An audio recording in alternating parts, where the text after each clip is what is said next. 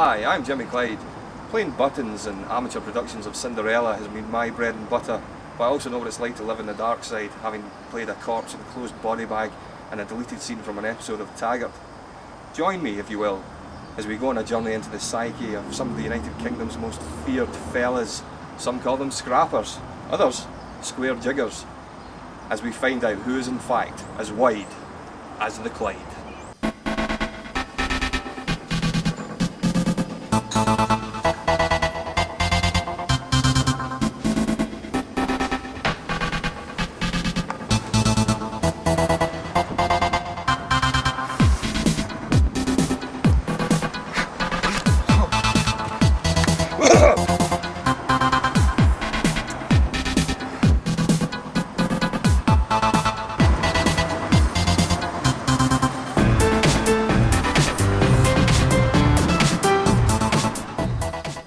Right guys, that's us here.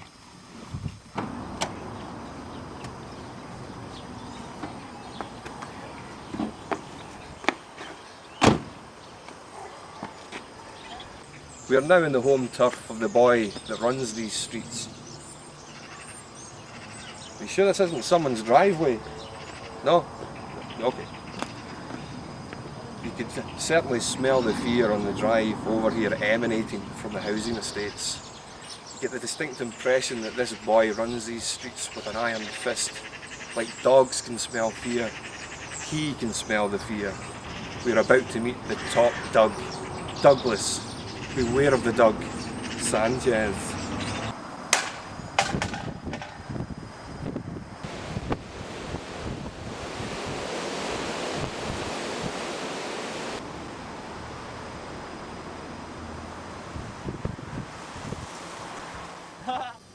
There's definitely an atmosphere here. You can tell wars have been fought here. I'm not really sure what to expect from the lad.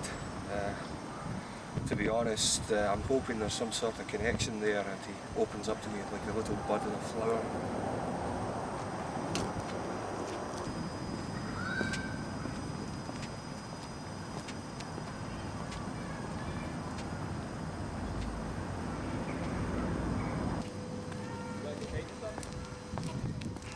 Hi, Doug.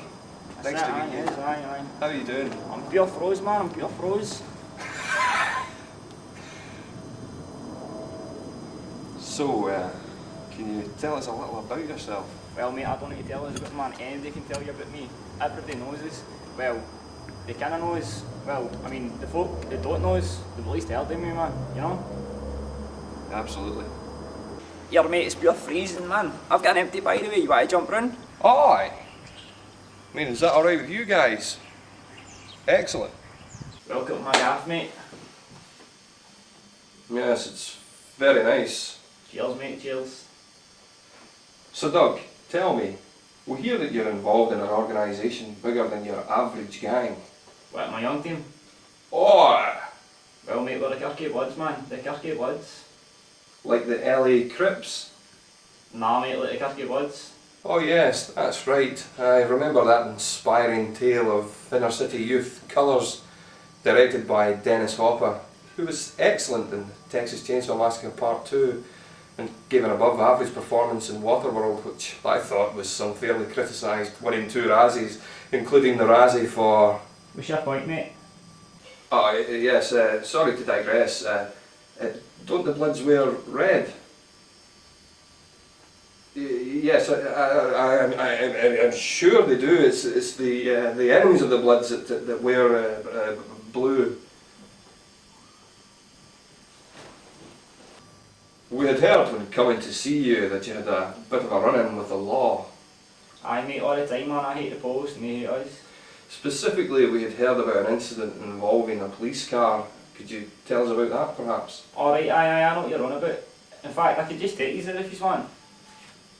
That be alright with you guys? Yeah? Yeah, that would be magical. Cool. Right, mate, this is it right here. Can you take us through it? Well, what it was, man, the post popped up right and they started on one of the boys. You know me, Jimmy. You know I wasn't standing for this then. They knew who I was. They know you? Well, not by name, but like, they know who I am. If they see me kicking about and that with the boys, man, they'll be like, ah, there he is, man, there's wee Doug. So you know what I mean then? Yeah. So I'm standing about, right, and they're down there, and I gave them the square go stare. They knew it was on, man, they knew it was on. So I picked up this stain, right, and I just threw it right at them. What was their reaction to this? Well, they couldn't really see me, man, they were away down there. Right, man, so they're still down there, peanut or a lemon, thinking they're Charlie Big Potato. So let me tell you, man, I just started swaggering into them. Well, to that hedge there. But they still hadn't fully clocked us, but they were about to be aware. Yeah, they were about to be aware of the Doug. Picked up another stain, right, and I threw this one at them that time. And let me tell you, they knew it was on, they got in their motor and took off. Right after the stone hit the vehicle. Well, no, it didn't hit their motor, man, it hit that sign over there.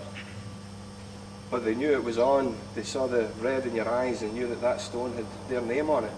That's it, man, that's it. Well, he finished taking the boy's statement in that first, and then we got in the motor. I think he was on the radio for a wee bit first, and then he drove off. But they knew it was on, man, they knew Doug was here. I just started swaggering into walls and like that, you know what I mean? All square empty, man, woman, post. Douglas, you better have brought my washing in. Excuse me, madam, excuse me, what's happening? What's happening?